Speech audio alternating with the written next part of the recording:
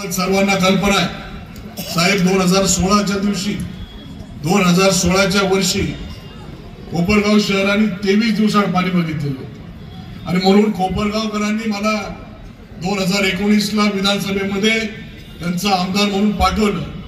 राज्य सरकारच्या माध्यमातून पाणी पुरवठा योजना मंजूर करून मी आता 5 नंबर तलाव पूर्ण केलेला आहे आणि जे 15 ते 23 दिवसात पाणी कोपरगाव वासियांनी बघितलेलं होतं आज ते 4 दिवसानंतर येते.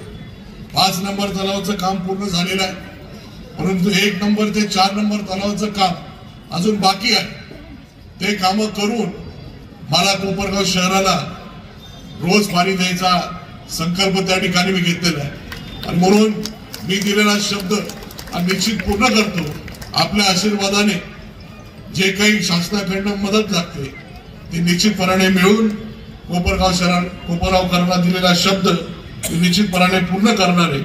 माझ्या जोडीला नगराध्यक्ष म्हणून काकाजी कोयटे आणि सर्व नगरसेवक त्या ठिकाणी असतील आणि म्हणून जे काही स्वप्न आम्ही कोपरगाव शहरासाठी बघितलेलं आहे ते निश्चितपणे त्या ठिकाणी पूर्ण होतील.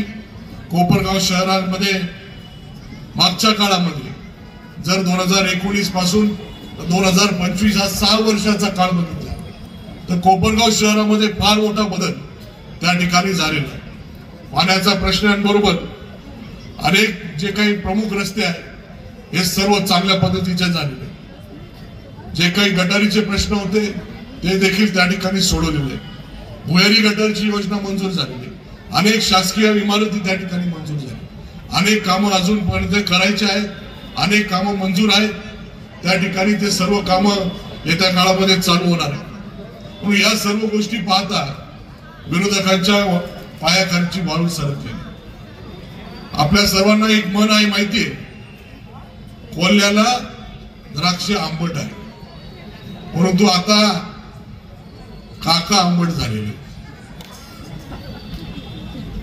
जी गोष्ट आपल्याला मिळू शकत नाही जी गोष्ट आपल्यापासून लांब गेलेली त्या गोष्टीबद्दल अपप्रचार करायचा चुकीच्या गोष्टी सांगायच्या आणि म्हणून आपल्याला ती मन काका बदलावी लागणार.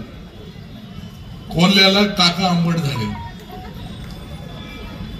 कारण की आपण जोपर्यंत त्यांच्या बरोबर होते आपलं एवढं कार्य 50 वर्षाचं प्रत्येक ठिकाणी जिथे कुठे आपण कार्य केलं सामाजिक असेल सहकार क्षेत्रामध्ये असेल त्याचा कौतुक करण्याचं काम त्यांच्याकडनं होत होतं आणि जसे आपण बाजूला गेले तर आपल्याबद्दल चुकीच्या गोष्टी पसरवण्याचं काम त्यांच्याकडनं. पण ठीक आहे 2024ची निवडणूक असेल त्या निवडणुकीमध्ये कोपरगावच्या सर्व मतदारांनी मला भरभरून मतदान केलं आणि आता ही निवडणूक नगर परिषदेची येऊन आलेली. ही निवडणूक त्यांच्यासाठी अस्तित्वाची लढाई आहे. काही करून आटापिटा करून ही निवडणूक जिंकण्यासाठी त्यांचे प्रयत्न चालू. परंतु मला खात्री आहे आपण सर्वजण सुज्ञ आहात. ही निवडणूक त्यांच्या अस्तित्वाची जाऊ द्या. ही आपल्या ही निवडणूक आपल्या कोपरगावच्या भविष्याची निवडणूक आहे.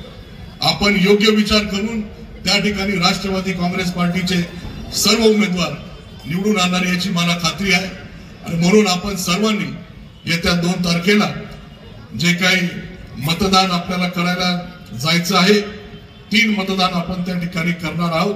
तर 3ही मतदान राष्ट्रवादी काँग्रेस पक्षाचं घड्याळ चिन्हाचं बटन दाबून निश्चितपणे आपण सर्व उमेदवार निवडून आणावे एवढी या ठिकाणी विनंती या निमित्ताने करतो. आपल्या सर्वांना रुपालीताई आणि तटकरे साहेब यांचे विचार या ठिकाणी ऐकायचे आहे म्हणून मी माझं भाषण या ठिकाणी आटोपता घेतो.